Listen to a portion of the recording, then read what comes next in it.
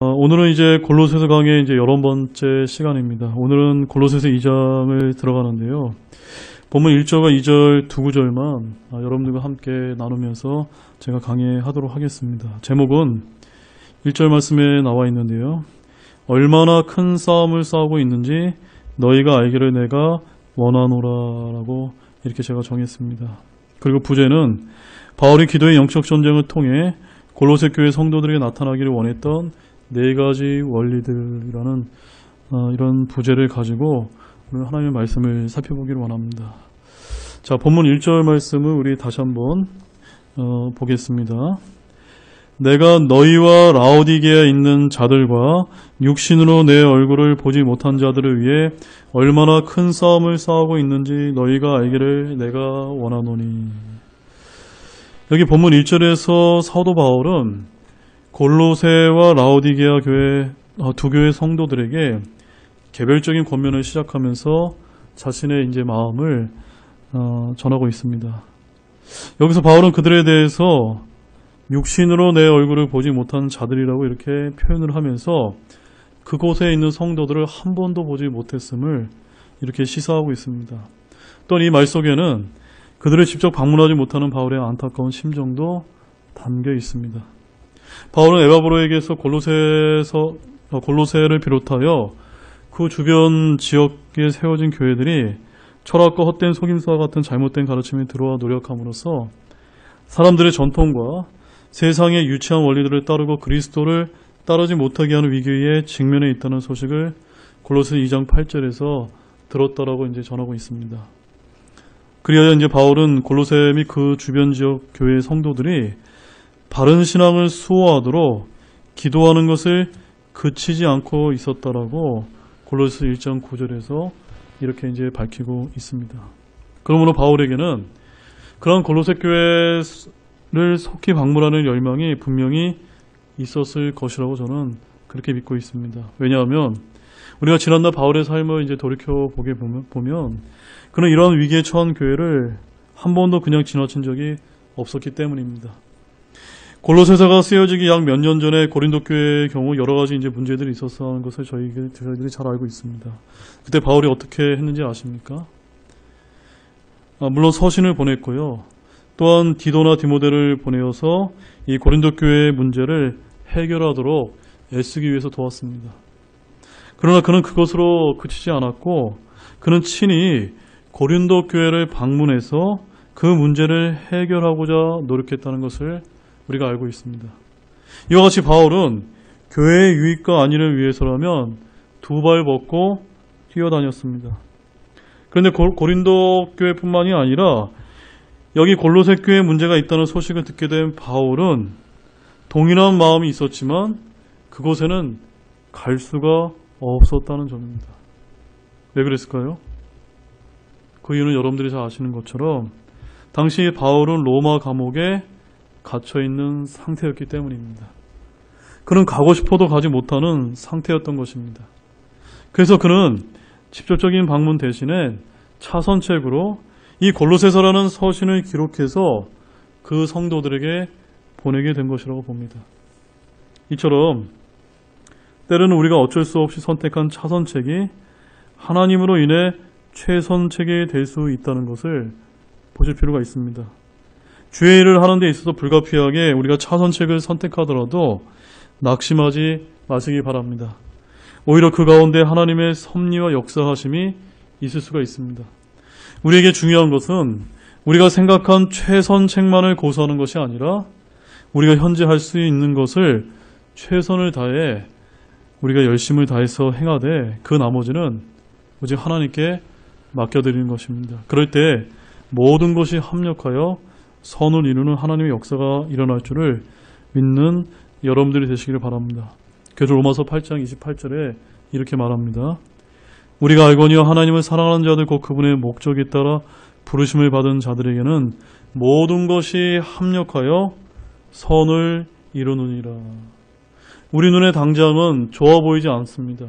그것이 최선으로 보이지 않고 그것이 차선책으로 보인다 하더라도 그럼 모든 것들이 주님의 역사하심과 섭리 가운데서 합력하게 될 때 무엇을 이루게 됩니까? 반드시 선을 이룬다는 것입니다. 지금 여러 가지 이제 코로나 상황이라든가 여러 가지 우리가 예배를 잘 드리지 못하는 상황, 또 모임을 잘 하지 못하는 상황, 이런 모든 것 가운데서도 저와 여러분은 하나님의 섭리의 역사하심이 있음을 믿을 줄로 깨닫기를 바랍니다. 분명히 주님께서는 선 가운데 인도하실 것이라고 저는 그렇게 믿습니다. 이처럼 우리 인간의 머리로는 이해가 가지 않는 상황 가운데서도 하나님의 섭리의 역사하심이 있었던 수많은 성경적인 예들을 우리가 찾아볼 수가 있습니다. 먼저 우리 창세기 45장 5절 말씀 한번 가보시겠습니다. 그런즉 이제 당신들이 나를 이곳에 팔았다고 해서 근심하거나 당신들 스스로에게 노하지 마소서. 하나님께서 생명을 보존하시려고 나를 당신들보다 앞서 보내셨나이다. 요셉의 경우를 우리가 보게 되더라도 자신들의 형제들에게 버림받아 이집트로 팔려갖고 억울하게 누명을 써서 비록 감옥에 갇히는 신세였지만 하나님의 섭리로 이집트의 총리가 되어서 지금 창세기 45장 5절과 같은 놀라운 간증을 자신의 형제들에게 했었다는 것입니다. 또한 사도행전 15장 39절과 또한 41절 말씀에는 이런 말씀이 있습니다. 그들 사이에 다툼이 격렬하여 그들이 서로 갈라져 떠나니 이처럼 바나바는 마가를 데리고 배 타고 키프로스로 가고. 이 말씀이 무슨 말씀입니까? 지금 동역자였던 사도 바울과 바나바가 서로 격렬하게 다투어서 갈라지게 된 것을 지금 알려주고 있는 것인데요. 바울은 사랑하는 동역자였던 바나바와 예기치 않게 격렬한 다툼으로 서로 갈라짐으로써 사역에 큰 위기에 처하게 된 것입니다. 우리의 인간적인 눈으로 바라보게 되면 결코 바람직하지 않은 그런 모습임에 분명합니다.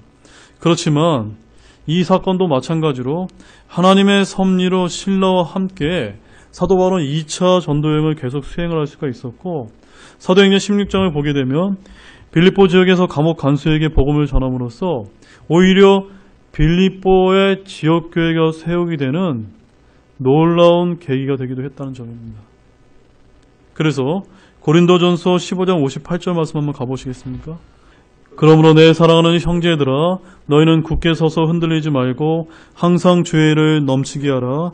너희 수고가 주 안에서 헛되지 않은 줄 너희가 아느니라. 그러므로 이 말씀처럼 우리는 고린도 교회에 전한 이런 사도 바울의 권면을 저와 여러분들이 새겨 들으시기 바랍니다. 어떤 점을 새겨 들어야 됩니까? 외부의 상황이 어떠하다 하더라도 저와 여러분 어떻게 하면 안 되죠? 굳게 서서 결코 흔들리지 않고 항상 죄를 넘치게 할 수 있도록 우리가 애써야 된다는 겁니다. 저나 우리 집사님 가정은 그렇게 하고 있을 것이라고 저는 굳게 믿고 있습니다. 나머지는 우리가 주님께만 맡겨드리는 겁니다. 아멘이시죠? 그럼 다음 이제 본문 1절 하반절에서 우리 사도 바울의 심정을 이제 표현하는 이제 말씀을 보게 되는데 뭐라고 기록되어 있습니까? 얼마나 큰 싸움을 싸우고 있는지 너희가 알기를 내가 원하노니 라고 이렇게 말씀하고 있습니다. 바울은 앞서 설명을 했던 것처럼 그 자신이 그리스도께 인도했든지 인도하지 않았든지 상관없이 모든 이방인 개종자들의 부담을 가지고 있었습니다. 그래서 바울은 자신의 회심자들을 위해 그들의 삶이 주님을 닮아가도록 기도하면서 수고했습니다. 바로 사도 바울이 어떠한 점을 위해서 큰 싸움을 싸우고 있었던 겁니까? 우리 갈라디아서 4장 19절 말씀 한번 가보겠습니다. 갈라디아서 4장 19절 말씀입니다. 나의 어린 자녀들아 너희 속에 그리스도께서 형성되실 때까지 내가 다시 너희를 위해 해산하는 수고를 겪노라. 무엇을 위해서 수고했습니까? 우리 성도들 가운데 그리스도께서 형성되실 때까지 사도 바울이 사역자로서 기도하고 애썼다는 것입니다. 즉 그는 골로새와 라오디아 교회 성도들에게도 마찬가지로 어떻게 서로 함께 살지를 배우고 장성한 그리스도인으로 자라가는 것을 확실히 하기 위해서 기도로 수고하며 보이지 않는 영적 전쟁을 통해서 정사들과 권능들과 맞붙어 싸웠다는 것입니다. 그래서 우리가 에베소서 6장 12절 말씀을 가보게 되면 바울은 우리는 살과 피와 맛부터 싸우지 아니하고 정사들과 권능들과 이 세상 어둠의 치리자들과 높은 처소들에 있는 영적 사악함과 맛부터 싸우느니라 라고 말했던 것입니다. 바로 본문에서 바울이 말한 싸움은 눈에 보이지 않는 영적 싸움임을 우리가 에베소서 5장에서 더욱더 잘 발견할 수가 있는 것입니다. 따라서 바울은 큰 영적 정령을 통해 기도함으로써 골로새 교회와 라오디게아 교회 성도들이 이를 알기 원했다는 것입니다. 사랑하는 여러분, 우리 이 부분에서 바울의 상황을 한번 볼 필요가 있습니다. 바울 자신도 염려되고 걱정되는 상황 속에서도 그의 시선은 자신에게만 고착되지 않았고 자신의 문제에만 얽매 있지 않았습니다. 그는 그리스도 안에서 한 지체를 이룬 다른 성도들을 위해서 고민하고 기도하고 편지를 썼다는 점입니다. 이 편지를 쓸 때 바울은 자신의 문제를 읽고 온통 골로새 교회 성도들이 예수 그리스도 안에서 진리를 지키며 온전한 성도가 되기를 바라는 생각뿐이었을 것입니다. 한 글자 한 글자 써내려 가면서 그의 마음은 골로새 교회 성도들을 향해 집중되어 어떤 단어를 또 어떤 문장을 써야 골로새 교회 성도들이 잘 이해할까를 신중히 고민했을 것이라는 점입니다. 이러한 그의 노력이 본문 1절에서 얼마나 큰 싸움을 싸우고 있니 너희가 알기를 내가 원하노니라는 데에서 우리가 잘 발견할 수가 있습니다. 여러분, 우리는 이러한 바울의 마음이 여기서 아버지 하나님인 성부 하나님을 예표하는 것이라는 것을 우리가 좀 발견할 필요가 있습니다. 바로 하나님 아버지께서도 그분의 자녀들을 향한 마음임을 우리의 사도 바울을 통해서도 이해할 수가 있습니다. 진정 골로새 교회 성도들을 향한 바울의 사랑과 기도와 수고는 자기 자신을 희생하면서까지 보여주신 하나님의 사랑에 지극한 것이 아닐 수 없었습니다. 사랑하는 여러분, 바울의 이 사랑의 모습이 오늘 저와 여러분에게도 있어야 합니다. 우리를 위해 희생하신 주님을 기억한다면, 골로새 교회 성도들을 위해 큰 싸움을 했던 바울을 기억한다면, 우리는 나라고 하는 개인주의 사고에서 벗어나서 많은 사람의 구원을 위해 기꺼이 자신을 희생했던 주님과 바울의 삶을 본받는 것이 진정한 그리스도인의 삶이라는 것을 믿으시기 바랍니다. 우리 고린도전서 10장 33절 말씀도 한번 보겠습니다. 곧 많은 사람이 구원을 받도록 내가 내 자신의 유익을 구하지 아니하고 그들의 유익을 구하면서 모든 일에서 모든 사람을 기쁘게 하는 것 같이 하라. 저는 지금 필요한 것이 바로 이러한 말씀이라고 봅니다.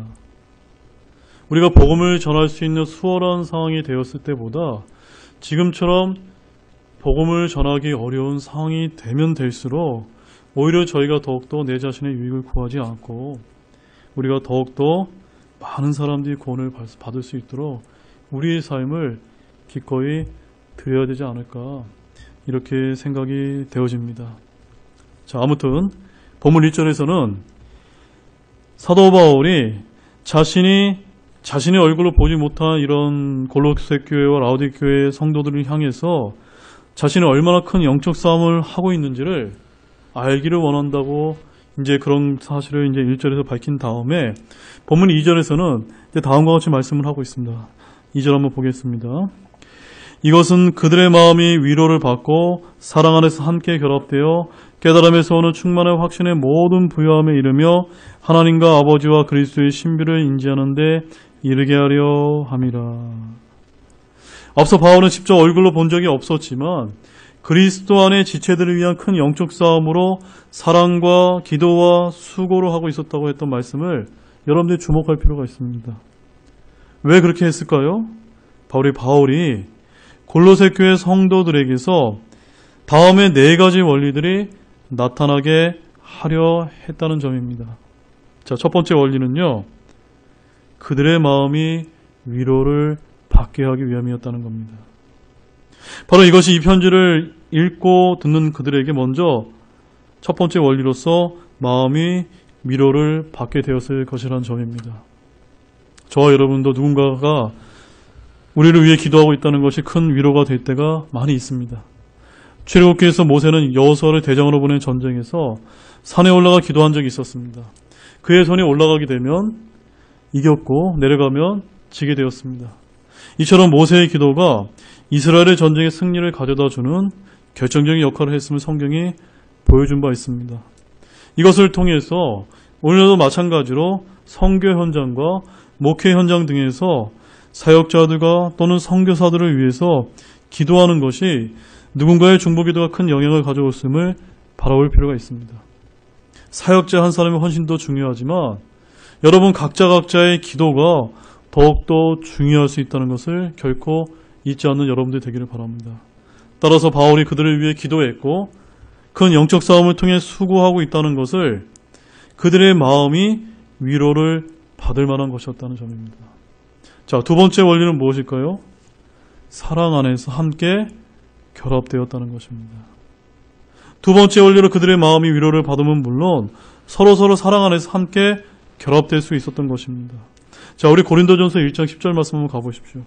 형제들아 이제 내가 우리 주 예수 그리스도의 이름으로 너희에게 간청하노니 너희는 다 같은 것을 말하고 너희 가운데 분쟁이 없이 같은 생각과 같은 판단 안에서 완전히 함께 결합하라. 자, 이처럼 함께 결합을 하려면 지체들 가운데 분쟁이 없이 같은 생각과 같은 판단 안에 있을 완전한 때에 함께 결합할 수 있도록 성경은 우리에게 전해주고 있습니다. 그러나 고린도전서 1장 10절의 이 말씀은요, 우리 편에서의 노력을 말하는 것이고 오늘 본문 골로새서 2장 2절의 말씀은 누군가의 중보기도 역시 중요하다는 것을 보여준다고 우리가 볼 수 있습니다. 겉으로는 얼마든지 같은 것을 말할 수 있습니다. 분쟁도 우리 교회 안에 전혀 없어 보일 수도 있습니다. 그러나 이것만으로 가능할까요? 그것만으로 부족하다는 것입니다. 그럼 무엇이 필요할까요? 기도가 또한 역시 필요하다는 것입니다. 모든 사역의 기도가 없이는 모래 위에 지은 집과 같은 것이기 때문입니다. 누군가의 기도에 후원이 필요하고 서로 진심으로 기도하는 가운데 완전히 함께 결합하는 이 명령을 따를 수 있기를 원합니다. 우리 에베소서 4장 16절 말씀도 한번 가보십시오. 에베소서 4장 16절 말씀입니다. 함께 보겠습니다. 그분으로부터 온몸이 각 부분의 분량 안에서 효령 있는 일에 따라 모든 마디가 공급하는 것에 의해 꼭 맞게 함께 결합되고 들어차서 몸을 자라게 하여 사랑 안에서 스스로를 세우느니라. 즉 무슨 말씀이냐면요, 이러한 것이 교회 안에서 이루어지려면 선행되어지는 것이 저와 여러분의 기도라는 것입니다. 우리는 기도를 통해 주님과의 영적인 교제가 가능하고 교회의 머리 대신 주 예수 그리스도로부터 성령을 통해 말씀을 통해 공급을 받을 수 있는 것입니다. 이러한 주님의 공급은 온몸이 각 부분의 분량 안에서 효령 있는 일에 따라 모든 마디가 공급받게 되는 것입니다. 이렇게 꼭 맞게 결합될 수 있습니다. 이렇게 될 때 들어차서 몸을 자라게 해서 사랑 안에서 스스로를 세우게 되는 것입니다. 바로 이것이 오늘 본문 2절에서 말한 사랑 안에서 함께 결합되는 원리를 잘 설명한다라고 저는 그렇게 믿고 있습니다. 여러분들 그렇게 믿어주십니까? 자, 그 다음에 세 번째 원리는 무엇일까요? 본문에 보게 되면은 깨달음에서 오는 충만한 확신의 모든 부유함에 이르며 라고 되어 있습니다. 세 번째 원리로 먼저 첫 번째 마음의 위로도 받았습니다. 두 번째 주님으로부터 공급받아 사랑 안에서 결합되었습니다. 이제 세 번째로는 깨달음에서 오는 충만한 확신의 모든 부유함에 이를 수 있게 될 것입니다. 여러분 이러한 영적 갈망이 있으십니까? 저와 여러분이 주님이 주신 깨달음에서 오는 충만한 확신과 모든 부유함에 이기를 원하고 계십니까? 때로 우리가 말씀을 듣고 읽으면서 잘 깨닫지 못해 충만한 확신에 이르지 못해서 안타까울 때가 있습니다. 이렇게 되게 되면 모든 주님 안에서의 부유함을 놓치는 결과에 이르고 맙니다. 여기서 기록된 말씀 한 단어 한 단어를 여러분들이 꼭 붙드시길 바랍니다. 깨달음은 하나님의 말씀을 듣고 읽고 공부함으로써 얻게 되는데, 우리 잠언 2장 4절과 5절 말씀 한번 보십시오. 잠언 2장 4절과 5절 말씀입니다. 은을 구하는 것 같이 그것을 구하고 감추어진 보화들을 찾는 것 같이 그것을 찾으면 그때 주 두려워하는 것을 깨닫고 하나님 아는 것을 발견하느니.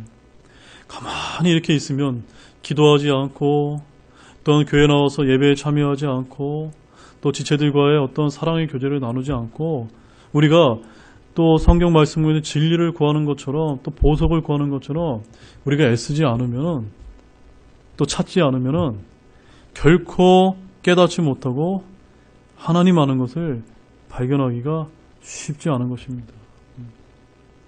그냥 떠먹여주는 것이 아니라 내가 그 떠먹여준 것을 먹고 되새김질하고 찾으려고 우리가 함께 이제 애써야 된다는 것입니다. 그렇게 될 때 그리스도의 충만한 것 같은 충만한 확신 가운데 하나님을 아는 것을 발견할 뿐만이 아니라 또한 오늘 본문에서 나와 있는 것처럼 부유함에도 이를 수 있게 되는 것입니다. 저는 여러분들이 이 그리스도의 부유함에 모두가 이르게 되기를 주님의 이름으로 소망합니다. 자, 이제 마지막 네 번째 원리는 무엇일까요? 네 번째 원리는요, 하나님과 아버지와 그리스도의 신비를 인지하는 데 이르게 된다는 것입니다. 자, 이 말씀에서 의미하는 바는 신비가 세 가지로 표현되어 있습니다. 두 가지가 아닙니다. 세 가지입니다. 첫 번째는요, 하나님의 신비입니다. 두 번째는요, 아버지의 신비입니다. 세 번째는 그리스도의 신비입니다. 그래서 이것에 대해 어떤 목사님은 바로 이것이 삼위일체를 언급하는 것이라고 이렇게 이제 설명을 하기도 합니다. 첫 번째 하나님의 신비는 무엇일까요? 고린도전서 4장 1절에 가보게 되면 거기에는 이렇게 되어 있습니다. 사람이 마땅히 우리를 그리스도의 사역자여 하나님의 신비들을 맡은 청지기로 여길지어다. 그러니까 저와 여러분들은요, 하나님의 신비를 맡은 자라는 겁니다. 이 성경 말씀에 얼마나 많은 보화 같은 하나님의 신비들이 담겨 있습니까? 우리가 이것을 청지기와 같이 우리가 여겨야 되는 것입니다.